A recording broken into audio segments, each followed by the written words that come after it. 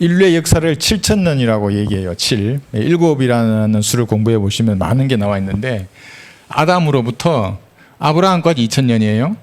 아브라함으로부터 갈보리 십자가까지 2,000년. 그래서 이렇게 4,000년이라 그래요. 4,000년. 그 다음에 갈보리의 피로부터 교회 시대까지 2,000년. 천년왕국 1,000년에서 인류의 역사를 7,000년으로 봐요. 그러나 이제 중간에 달력이 하나님께서 인정하지 않는 기간들이 있어요. 또 달력도 여러 가지 그 달력이 바뀌고 하면서 현재의 날짜를 신뢰할 수 없는 부분들이 많이 있어요. 그래서 이 세대가 지나기 전에 예수님의 재림이 이루어진다고 하는 그 구절이 최대로 잡으면 100년이잖아요. 1948년도로부터 플러스 100년 하면 2048년을 재림으로 보는 거예요. 그럼 휴거는 2041년 일어날 것으로 교리적으로 가르치는 건 아니에요. 그럴 가능성에 대해서 말하는 거예요. 왜냐하면 성경에 1948년 안 나와요. 2048도 안 나와요. 그러나 비교해 봤을 때 그럴 가능성이 있다는 거예요. 그죠? 예. 그런데 또 어떤 사람은 내가 날짜를 정한다고 또 이단이라고 그러는데 그거는 말씀과 말씀을 비교했을 때 그런 가능성이에요. 그러니까 이렇게 제가 말을 해요. 그런 사람들에게는, 군인들에게는 fight tonight이라 그래요. 그날 밤에 전쟁이 나더라도 싸울 준비를 갖추라는 거잖아요. 그래서 예수님이 오늘 밤에 오더라도 갈 준비가 돼 있어야 돼요. 뭐 붙잡아요, 여러분? 붙잡으면 붙잡혀요, 그게? 뭐 돈이나 뭐나 뭐 집이나 차나 붙잡으면 붙잡히는 겁니까? 또 가지고 올라가요. 바리바리 싸들어가면 싸들어갈 수 있어요? 오늘 밤에 가더라도 그 마음의 준비가 되는 게 정상적인 그리스도인이에요, 그게. 그러면 제가 뭐 2041년에 휴거가 일어나야 되는데 안 일어났어. 그럼 제가 낙심할 것 같아요? 안 그래요. 2041년이 아니라 내일 밤에 오신다고 오늘 밤에 오시더라도 기쁨으로 갈 준비가 되어 있어야 돼요. 물론 이제 여러 가지 징후를 따져보죠. 뭐 러시아가 어떻게 움직이고 아직은 좀 남았구나 뭐 이렇게 할 수도 있어요. 그런데 오늘 밤에 가더라도 내가 주님 보시기 부끄럽지 않아야 돼요. 제가 말씀드렸나요? 예전에 잠을 자는데 누가 내 머리에 총을 쐈어요. 권총을. 꿈도 그런 꿈을 꿔요. 예, 목회하기 전에.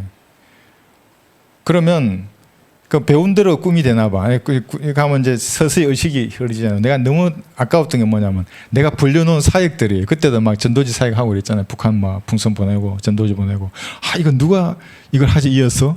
너무 답답한 거예요. 그리고 쟤는 왜 나한테 총을 쏘지? 해야 할 줄도 많은데 그 너무 아까운 거예요. 그러니까 여러분도 이렇게 오늘 밤에 가더라도 그리스도인들은 아쉽고 뭐 이렇게 한 게 없어야 돼요. 예. 물론 장기 계획은 세웁니다. 안 세우는 거 아니에요. 하나님 주신 지성이 있기 때문에 딱 세워요, 세우더라도. 그러나 하나님 보시기에 무릎 꿇고 주님 앞에 아릴 때에 내가 뭔가 미심쩍고 뭔가 뭐 아깝고 뭔가 뭐 못한 게 있고 그런 게 없도록 늘 준비가 돼야 하는. 그래서 우리가 날짜를 정하는 거예요. 그래서 오늘 우리가 이 공부하는 것 중에 안식이 이 두 개는 지난 안식이잖아요. 이거는 믿으면 누구나 누리는 안식이에요. 예수님 안에서. 근데 이게 중요해요. 천년왕국. 이게 없으면 그리스도의 심판석을 바라보지를 않아요. 여기서 상을 받아야 여기서 우리가 유업을 가지고 누리잖아요. 근데 없어져 버리면 이 교회 시대를 어떻게 삽니까? 그냥 종교 행사 하는 거예요. 그냥 군대 종교 행사 하듯이. 군대 가면 종교 행사예요. 우리 때는 무조건 가야 돼. 1인 1종교를 가져야 돼. 기독교, 불교, 천주교 중에서 하나를 골라야 돼. 가서 앉아있다 오는 거예요. 오늘은 초코파이 먹고 내일은 햄버거 먹고 불교 가면 떡 주고 정해져 있어요. 한 바퀴 로테이션 하면 이제 어디로 갈까 뭐 이렇게 하는 거예요. 종교 생활을. 그래서 이 안식에 대해서 우리는 정확하게 알고 있습니다. 그래서 이게 보면 2000년, 27,000년이죠. 자, 그런데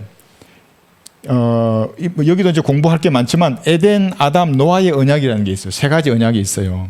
각각 다 달라요. 이게 또 언약입니다. 아브라함, 모세, 다윗의 언약이 있어요. 이것도 다 달라요. 그런데 다윗의 언약은 하나님이 육신의 몸으로 오셔서 다윗의 보좌에서 통치하신다는 거예요. 그런데 중간에 이게 거부돼 버렸잖아요. 예수님이 만약에 전에 있었을 때 그 천국에 받아들였다면 성취될 거였어요. 이 왕국이. 이 천년왕국 여기서 성취될 거야 그랬어. 근데 우리가 배웠다시피 연기돼 버렸잖아요, 이게. 그럼 이게 세 가지 하고 6가지죠. 7번째 언약이 새 언약이에요. 이것은 다윗의 언약이 실제로 성취될 거예요, 이 땅에. 이게 뉴 커버넌트예요. 영어로는 완전히 달라요. 7가지죠. 한 가지 더 언약이 남았어요. 그게 뭡니까? 뉴 테스터먼트예요. 새 언약. 이거는 피와 관련이 있어요. 나머지는 피와 상관이 없잖아요. 그죠? 이거는. 그죠? 이거는 예수님의 피로 이루어진 새 언약이에요.